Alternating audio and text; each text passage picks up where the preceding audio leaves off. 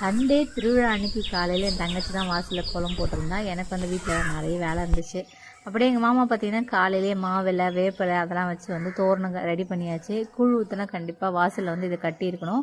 அப்போ தான் கரகம் வந்து வீடு வீடாக வரும். அப்படியே குட்டீஸ்லாம் சும்மா உட்காந்துருக்காங்களேன்னு சொல்லிட்டு அவங்கக்கிட்டலாம் வேர்க்கடலை உரிக்கிறதுக்கு வந்து கொடுத்துருந்தேன்.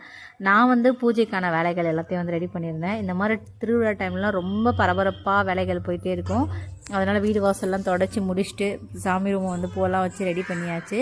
காலையில் வந்து ஒரு 7:30 மணி வரைக்கும் நான் இந்த வேலை தான் பார்த்துட்டு இருந்தேன். பூஜைக்கான வேலைகள் மட்டும்தான் நான் பண்ணியிருந்தேன். இதுக்கப்புறம் தான் வந்து சமைக்கவே ஸ்டார்ட் பண்ணணும். அதுக்கப்புறம் வந்து கோவில்கிட்ட போய் பொங்கல் வைக்கணும், காலையில் பிரேக்ஃபாஸ்ட் செய்யணும், அதுக்கடுத்து வந்து கூழ் ஊற்றுறதுக்கு எல்லாமே சமைக்கணும். அது மட்டும் இல்லாமல் நம்ம வந்து கோயிலுக்கும் போயிட்டு வரோம். ஹை ஃப்ரெண்ட்ஸ், இன்னைக்கு காலையில் வந்து பூஜை வேலை மட்டும் முடிச்சதுக்கப்புறம் தான் சமைக்கவே ஸ்டார்ட் பண்ண போகிறேன். இன்னும் ஒன்றுமே பண்ணல. ஃபர்ஸ்ட் வந்து கோவிலில் பொங்கல் வச்சுட்டு அதுக்கப்புறம் தான் வந்து வீட்டில் சமைக்க ஸ்டார்ட் பண்ண போகிறோம். அதனால் இப்போதைக்கு ஜஸ்ட் பூஜை வேலை மட்டும் பண்ணியிருக்கேன். இதுக்கப்புறம் நான் என்னென்னலாம் சமைக்கிறேன், எப்படி திருவிழா போகுது, இது எல்லாத்தையுமே வந்து உங்க கூட ஷேர் பண்ணுறேன். வாங்க போய் திருவிழாவில் பார்க்கலாம்.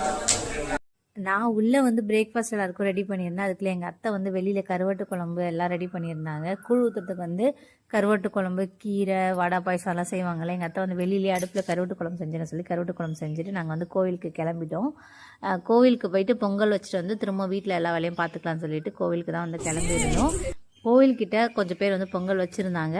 கரகம் வந்து கரெக்டாக வீட்டுக்கிட்ட வரும்போதெல்லாம் ஒரு 4 மணி 4:30 மணி கிட்ட ஆகும். அதுக்குள்ளே நம்ம மற்ற வேலைகள்லாம் செய்யணும். அதுக்கு காலையிலே பொங்கல் வச்சிடலாம்னு சொல்லிட்டு நாங்கள் வந்து ஒரு 10 மணிக்கெல்லாமே பொங்கல் வைக்க வந்தாச்சு.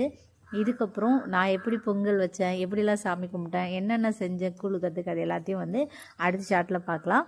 இப்போது வந்து சனிக்கிழமை அன்னைக்கு வந்து என்னென்னலாம் ஒர்க் பண்ணேன், கூழ் எப்படி செஞ்சேன், கூடவே வந்து ஆடலும் பாடலும் எப்படி இருந்துச்சு, இது எல்லாத்தையும் வந்து லாங் வீடியோ போட்டிருக்கேன். அதை வந்து ரிலேட்டட் வீடியோவில் கொடுக்குறேன், மறக்காமல் செக் பண்ணி பாருங்கள்.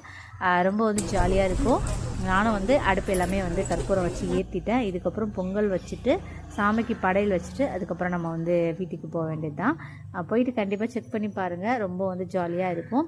இன்றைக்கி இதுக்கப்புறம் நான் என்னென்னலாம் பண்ணேன் சண்டே அன்னைக்கு அது எல்லாத்தையும் வந்து அடுத்தடுத்த ஷார்ட்டில் வந்து அப்லோட் பண்ணுறேன். ஓகேவா? பாய்.